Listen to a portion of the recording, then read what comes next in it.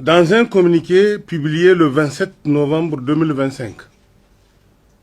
le groupe français Orano fait part de sa condamnation du transport illégal de l'uranium entreposé dans le site de la Somaïre, comme si c'est sa propriété. Cette déclaration, pour le moins surprenante, révèle le vrai visage d'Orano,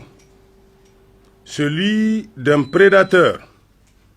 ayant perdu sa proie et qui continue de considérer, tout puissant qu'il se prétend, que les mines nigériennes constituent sa propriété au sein du territoire nigérien, allant jusqu'à dénier toute intelligence au cadre nigérien pour exécuter dans les règles de l'art les actes de conditionnement, de protection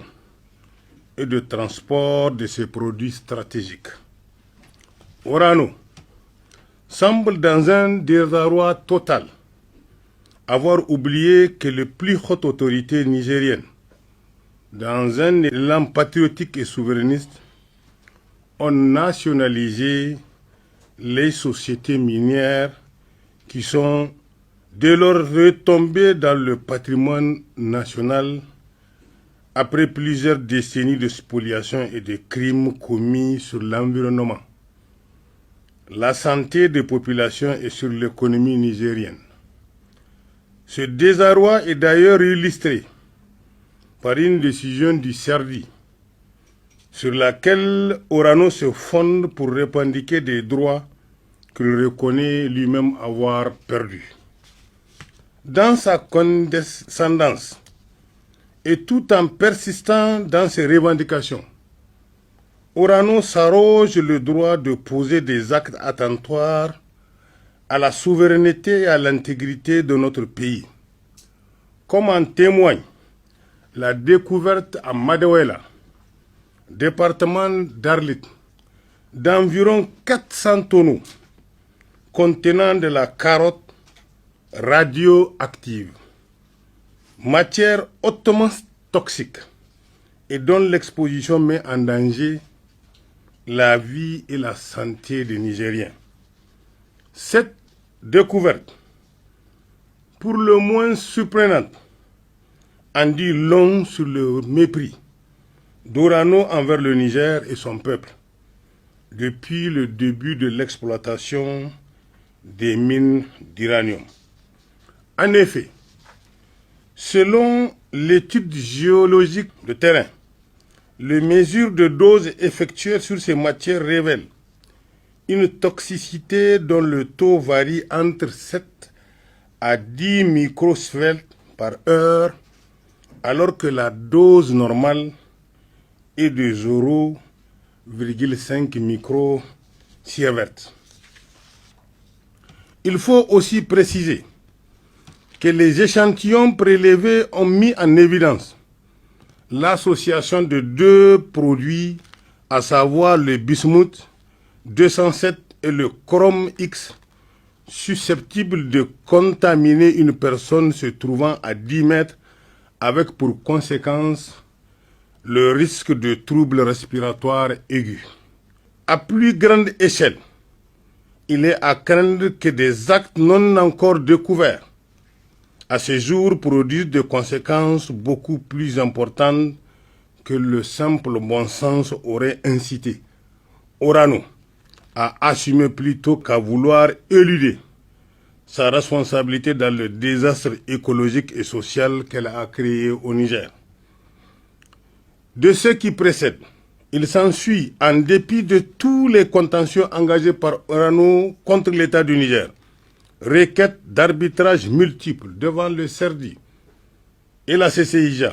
que cette société n'a porté et continue de porter atteinte à la santé des populations nigériennes par la planification des crimes de masse caractérisés par l'emploi de substances radioactives,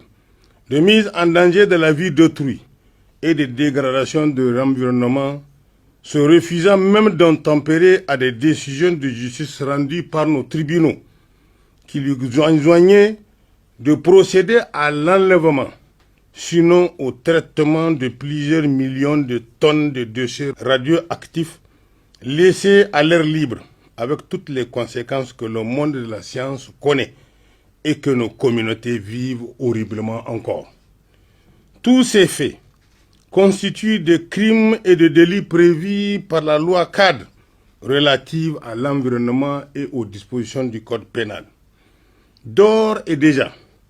face à ces actions de sape, l'État du Niger a pris toutes les dispositions pour poursuivre Orano et obtenir réparation de tous les préjudices subis par nos populations, par notre environnement, après avoir évalué avec les acteurs nationaux l'ampleur sur le plan environnemental et social, sanitaire, éducatif et pastoral, qui seront mis à contribution pour le documenter de façon pertinente. Cette découverte, aussi surprenante soit-elle, prouve à suffisance la méprise et la situation de vassalité dans laquelle la France et ses multinationales ont tenu le Niger et le peuple nigérien pendant des années durant. Sinon, comment comprendre que c'est en 2025, après l'avènement au pouvoir des autorités du CNSP, que cette découverte ait été faite? Ce qui veut dire qu'il peut y avoir plusieurs autres entrepôts en cachette que nous allons sûrement découvrir, car nous sommes déterminés à démanteler tout ce que Orano a fait contre le Niger et son peuple. C'est pour vous dire, à l'époque, personne ne peut avoir accès à des zones de limite que Orano et la France tracent et imposent au peuple nigérien. Et nous osons espérer cette fois-ci que Orano, la France et ses valets locaux ou ses médias de propagande n'iront pas cette fois-ci devant le CERDI ou autre instance internationale pour empêcher au Niger de prendre des mesures de sécurité vis-à-vis de cette macabre découverte et pourquoi pas de prendre les dispositions pour procéder au traitement ou à l'enlèvement de cette substance radioactive. Nous osons espérer qu'au moins le bon sens guiderait la France, puisqu'elle est habituée à aller en contentieux, d'aller devant ces mêmes juridictions, puisqu'elles sont acquises à elles, elles peuvent à tout va lui donner raison. Je vous remercie.